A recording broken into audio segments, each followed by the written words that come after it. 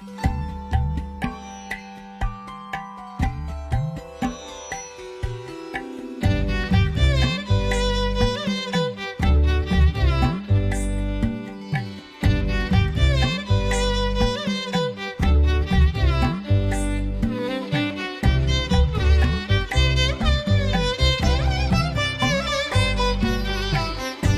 Morning guys. Australian Mallu ട്രാവലറിൻ്റെ പുതിയൊരു വീഡിയോയിലേക്ക് എല്ലാവർക്കും സ്വാഗതം.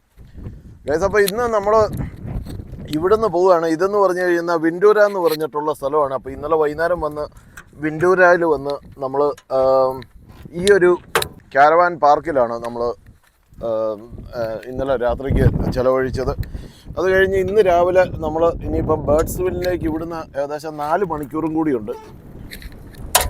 നമ്മളിപ്പോൾ ബേർഡ്സ്വില്ലിലേക്ക് പോവുകയാണ്. എന്താ പറയുന്നത്, അടിപൊളി ഒരു നൈറ്റ് ആയിരുന്നു. ക്യൂൻസ്ലാൻഡിൻ്റെ ഒരു പ്രത്യേകത എന്ന് പറഞ്ഞു കഴിഞ്ഞാൽ ഇവിടുത്തെ ടെമ്പറേച്ചറാണ്. നമ്മൾ രാവിലെ എണീറ്റ് കഴിയുമ്പോൾ ഇതുപോലെ നമുക്ക് നിൽക്കാൻ പറ്റും. പക്ഷേ നമ്മൾ വിക്ടോറിയയിലാണെങ്കിൽ ഈ കളി നടക്കത്തില്ല, ചില അവസരങ്ങളിലല്ലാതെ. അപ്പോൾ ഇന്നിപ്പം നമ്മൾ ഇവിടുന്ന് ഫ്യൂവലൊക്കെ ഫില്ല് ചെയ്ത്, ഇത് നല്ലൊരു ക്യാമ്പ് ഗ്രൗണ്ടാണ്. ഇതെന്ന് പറഞ്ഞു കഴിഞ്ഞാൽ നമ്മുടെ കൗൺസിലിൻ്റെ ക്യാമ്പ് ഗ്രൗണ്ടാണ്. അപ്പോൾ ഇവിടെ ഇതുപോലെ സ്ഥലങ്ങളുണ്ട്, നല്ല വൃത്തിയാണ്, തന്നെയല്ല വെൽ മെയിൻറ്റൈൻഡ് ആണ്. നല്ലൊരു ടോയ്ലറ്റും ബാത്റൂമും എല്ലാം ഉണ്ട്. ഭയങ്കര കാറ്റ്, പറയുന്നത് കേൾക്കാൻ പറ്റുമെന്ന് അറിയത്തില്ല. ഏതായാലും നല്ല ടോയ്ലറ്റ്, ബാത്റൂമ് കാര്യങ്ങളെല്ലാം ഉണ്ട്. അപ്പോൾ അങ്ങനെ വളരെ മനോഹരമായിട്ടുള്ള ഒരു ക്യാമ്പ് ഗ്രൗണ്ടാണിത്. രാവിലെ തന്നെ ഇതിൻ്റെ വാർഡൻ വന്നിട്ടുണ്ടായിരുന്നു. വാർഡൻ വന്ന് $50 ഞങ്ങൾ 6 പേർക്ക് ഞങ്ങളോട് മേടിച്ചത്. അപ്പോൾ നിങ്ങളിങ്ങനെ വരുവാണെന്നുണ്ടെങ്കിൽ വിൻഡൂരായി വന്നു കഴിഞ്ഞാൽ അവരുടെ വെബ്സൈറ്റിൽ കയറി, കൗൺസിലിൻ്റെ തന്നെയാണ്, വിൻഡൂര കൗൺസിലിൻ്റെയാണ്. അപ്പോൾ ആ കൗൺസിലിൻ്റെ വെബ്സൈറ്റിൽ കയറി കഴിഞ്ഞാൽ നമുക്കിവിടെ ബുക്കിംഗ് എടുക്കാം. പക്ഷേ ഇപ്പം നമ്മൾ ചോദിച്ചു കഴിഞ്ഞപ്പോഴത്തേക്ക് അവർ പറഞ്ഞത് ഇവിടെ അധികം ആൾക്കാരൊന്നും ഇല്ലാത്തതുകൊണ്ട് ബുക്കിങ്ങിൻ്റെ ആവശ്യമില്ല, നിങ്ങൾ വന്ന് ഡയറക്റ്റ് എവിടെയെങ്കിലും താമസിച്ചോളാൻ പറഞ്ഞു. അങ്ങനെ ഈ ഒരു കോർണറിലായിരുന്നു ഞങ്ങൾ ഇന്നലെ അടിച്ചു പൊളിച്ചത്. അപ്പോൾ ഇന്ന് ഇതൊക്കെയാണ് ബേർഡ്സ്വില്ലിലേക്കുള്ള യാത്ര തുടങ്ങാൻ പോകുന്നു. അപ്പോൾ വീഡിയോ വാച്ച് ആൻഡ് എൻജോയ്. അപ്പോൾ ഇതാണ് വിൻഡൂര എന്ന് പറഞ്ഞിട്ടുള്ളൊരു ടൗൺ, കൺട്രി ടൗണാണ്. ഇത്രയൊക്കെ ഉള്ളൂ. ഒരു ഫ്യൂവൽ സ്റ്റേഷനുണ്ട്, ചെറിയൊരു ഗ്രോസറി ഷോപ്പുണ്ട്, ഒരു പോസ്റ്റ് ഓഫീസുണ്ട്, അപ്പുറത്തേക്ക് മാറി ഒരു സ്കൂളുണ്ട്. ഇത്രയൊക്കെ ഉള്ളൂ. ചെറിയൊരു ബാറുണ്ട്. ഇതാണ് ബാറ്, ഹോട്ടൽ ആൻഡ് മോട്ടൽ എന്നാണ് എഴുതി വെച്ചിരിക്കുന്നത്. അതുപോലെ തന്നെ ഞങ്ങൾ താമസിച്ച കാരവാൻ പാർക്കുണ്ട്. ഇത്ര സംഭവമാണ് വിൻഡൂരയിലെ ഫെസിലിറ്റീസ്. അപ്പോൾ നമ്മൾ ഫ്യൂലൊക്കെ ഫില്ല് ചെയ്തു. ഇനിയിപ്പോൾ ഒരു 4 മണിക്കൂർ കൂടി ജേണി ഉണ്ട് ബേർഡ്സ്വില്ല് വരെ. അത് കഴിഞ്ഞിട്ട് പിന്നെ അവിടുന്ന് പിന്നെ മുമ്പോട്ട് തന്നെ പോവും. നമ്മൾ വലിയൊരു ഡൂണുണ്ട്, അപ്പോൾ അതിൻ്റെ ബിഗ് റെഡ് എന്നാണ്, ബിഗ് റെഡ്. അപ്പോൾ അവിടെ പോയിട്ട് എന്തെങ്കിലുമൊക്കെ കുറച്ച് ഓഫ് റോഡും ഒക്കെ ചെയ്ത് അവിടെ 2 ദിവസം സ്പെൻഡ് ചെയ്തിട്ട് തിരിച്ചു പോരുക എന്നുള്ളതാണ്. അങ്ങനെ വിൻഡൂര എന്ന് നമ്മൾ വിട പറയുകയാണ്. ഒരു കാര്യം മെൻഷൻ ചെയ്യാനുള്ളത് എന്നാണെന്നറിയോ, നമ്മൾ ഈ ഔട്ട് ബാക്ക് വന്ന് ഇതുപോലെയുള്ള ചെറിയ ചെറിയ ടൗൺഷിപ്പുകളിൽ വന്നു കഴിയുമ്പോഴത്തേക്കും നമുക്ക് മൊബൈലിന് എല്ലായിടത്തും തന്നെ റേഞ്ച് ഉണ്ട്. പക്ഷേ ഈ ഒരു ഏരിയ അങ്ങോട്ട് വിട്ട് കഴിഞ്ഞാൽ കിട്ടത്തില്ല, അടുത്ത ടൗണിൽ ചെല്ലണം. അപ്പോൾ അത് കാരണം നമുക്ക് എന്നാ പറയുന്നത്, സിംസൺ ഡെസേർട്ടിനകത്തേക്ക് കയറുമ്പം ചിലപ്പോൾ സാറ്റലൈറ്റ് ഫോൺ വേണ്ടി വരും, നമ്മുടെ കയ്യിലുണ്ട്. അല്ലെന്നുണ്ടെങ്കിൽ അത്യാവശ്യം കാര്യങ്ങൾ ഇതുപോലെ ഓരോ ടൗണിൽ ചെല്ലുമ്പോഴത്തേക്കും നമുക്ക് ഈ ടെൽസ്ട്ര ആണെന്നുണ്ടെങ്കിൽ അടിപൊളിയാണ്. നമുക്ക് അപ്പോൾ ഇനി ബേർഡ്സ്വില്ലിലേക്കുള്ള യാത്ര സ്റ്റാർട്ട് ചെയ്യാം.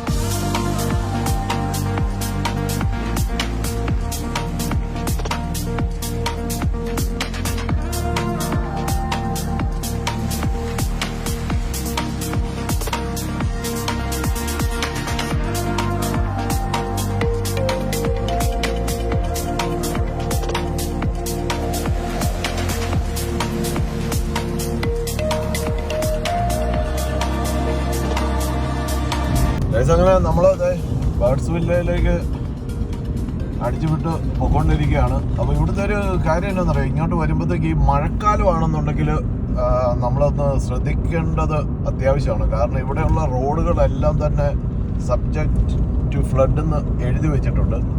അപ്പം അത് ശ്രദ്ധിക്കണം. ആ ഒരു സമയമാണെന്നുണ്ടെങ്കിൽ നമുക്ക് ചിലപ്പം റോഡൊക്കെ ചിലപ്പം വെള്ളത്തിൽ മുങ്ങി കിടക്കുമായിരിക്കും, പോകാൻ പറ്റത്തില്ല. അതുപോലെ തന്നെ റോഡെന്ന് പറഞ്ഞാലും ഭയങ്കര നാരോ ആയിട്ടുള്ള റോഡാണ്.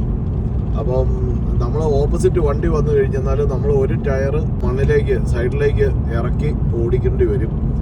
ചിലപ്പോൾ വലിയ റോഡ് ട്രെയിൻസ് ഒക്കെ ഇങ്ങനെ വരും. അപ്പോൾ അവർക്ക് പുറത്തേക്ക് ഇറക്കാനായിട്ട് ബുദ്ധിമുട്ടായിരിക്കും. അപ്പോൾ നമ്മൾ സൈഡൊക്കെ കൊടുത്തിട്ട് വേണം, അവരെ കയറ്റി വിട്ടിട്ട് വേണം നമ്മൾ പോകാനായിട്ട്. അത് ഗൂഗിളിൻ്റെ ഒരു ക്യാമറയാണെന്ന് തോന്നുന്നു കിടക്കുന്നത്. ഒന്നിലെ ഗൂഗിൾ ക്യാമറയാണ്, അല്ലെന്നുണ്ടെങ്കിൽ പോലീസിൻ്റെ സ്പീഡ് ക്യാമറയാണ്. എന്തോ ഒരു സംഭവം അവിടെ കിടപ്പുണ്ട്. അതെന്തോടാ? അത് ടെലസ്ട്രേഡിയോ അല്ലെങ്കിൽ ഗൂഗിളിൻ്റെ എന്തോ അത് ക്യാമറയാണ്. ടോമിൻ്റെ GPS-ൻ്റെ ക്യാമറയാണ്. അപ്പോൾ ഇതൊക്കെയാണ് നമ്മൾ ഇതുപോലെയുള്ള ഓസ്ട്രേലിയ എന്ന് പറഞ്ഞു കഴിഞ്ഞാൽ തന്നെ ഇതുപോലെ ഔട്ട് ബാക്കിൻ്റെ ഒരു പാരഡൈസാണ് ഓസ്ട്രേലിയ. അപ്പോൾ നമ്മൾ ഓസ്ട്രേലിയ ജീവിക്കുമ്പോൾ ഇതുപോലെയുള്ള യാത്രകളൊക്കെ മാക്സിമം എൻജോയ് ചെയ്യുക. അതൊരു രസമാണ്.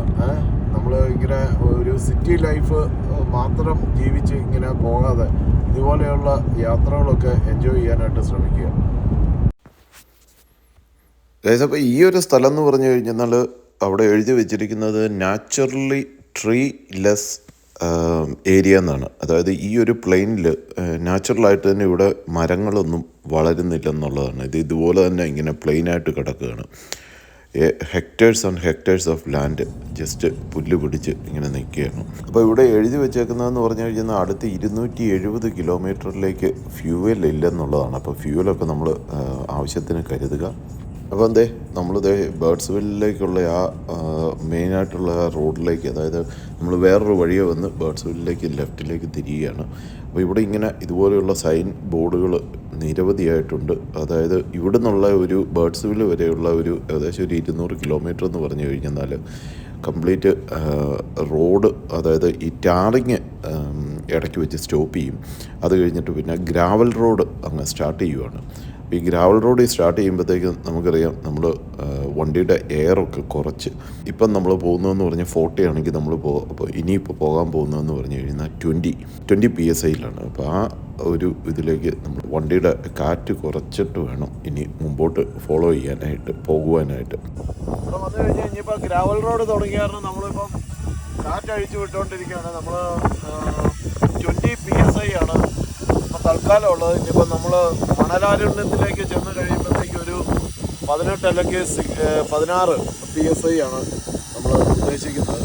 അപ്പോൾ നമ്മൾ 30 വരെയായി. ഇനിയിപ്പം 20 ആണ് ഇപ്പം ഉദ്ദേശിക്കുന്നത്. അതൊക്കെയാണ് എല്ലാവരും തന്നെ ഇങ്ങനെ കാറ്റടിച്ച് വിട്ടുകൊണ്ടിരിക്കുന്നത്.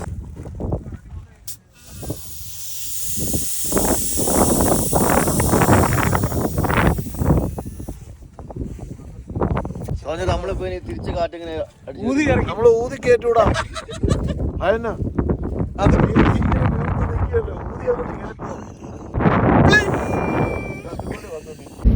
അങ്ങനെ നമ്മളിത് കാറ്റൊക്കെ അടിച്ചു വിട്ട് ഈ പറഞ്ഞ പോലെ നമ്മുടെ ഗ്രാവൽ റോഡിൽ കൂടെ തകർത്ത് വിട്ടോണ്ടിരിക്കുക. അപ്പോൾ ഈ കാറ്റഴിച്ച് വിട്ട് കഴിയുമ്പോഴത്തേക്കുള്ള നല്ല സ്മൂത്താണ്, അടിപൊളിയായിട്ട് ഇങ്ങനെ പൊക്കോണ്ടിരിക്കുക. ഈ വഴിയൊന്ന് കണ്ടു നോക്കി കേട്ടോ, പൊളിയല്ലേ. അപ്പോൾ ഇതിനകത്ത് ഒരു കാര്യം നമ്മൾ ശ്രദ്ധിക്കാനുള്ളതെന്ന് പറഞ്ഞു കഴിഞ്ഞാലുണ്ടല്ലോ, നമ്മുടെ വണ്ടിയുടെ ഡിസ്റ്റൻസ് നല്ലതായിട്ട് ഡിസ്റ്റൻസ് ഇട്ട് വേണം നമ്മൾ വണ്ടി ഓടിക്കാൻ. അല്ലെന്നുണ്ടെങ്കിൽ ഈ ഇവിടെയുള്ള ഈ മെറ്റൽ തെറിച്ചിട്ട് നമ്മുടെ വിൻഡ് സ്ക്രീനിൽ വന്ന് പതിക്കാനുള്ള ചാൻസസ് ഉണ്ട്. അപ്പോൾ അത് കാരണം എപ്പോഴും ഡിസ്റ്റൻസ് കീപ്പ് ചെയ്തിട്ട് വേണം നമുക്ക് ഇത് ഓടിക്കാനായിട്ട്. കേസ് ഇത് കേട്ടോ, നമ്മുടെ റോഡിൻ്റെ നടുക്കുള്ള എയർ സ്ട്രിപ്പ് കണ്ടോ, ഇത് air സ്ട്രിപ്പാണ്, emergency air strip.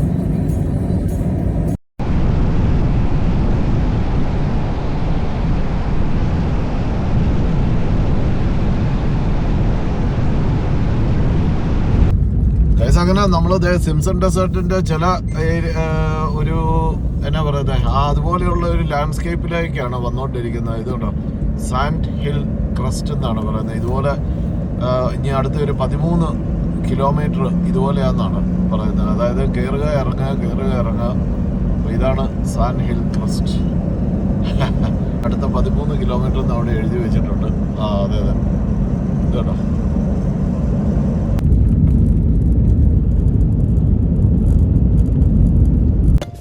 Shibu ഇതന്നെ നെറ്റൊക്കെ ഇട്ട്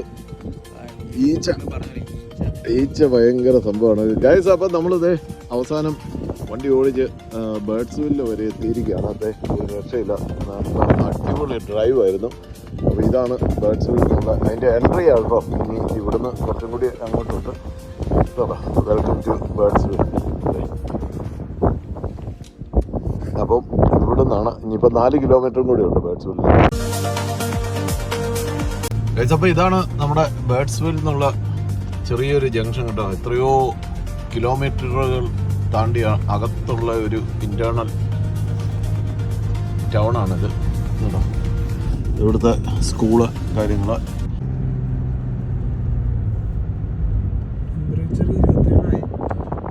കുറേ ഒട്ടകങ്ങളുടെ സംഭവങ്ങളൊക്കെ അവിടെ ഇതിനാവാം.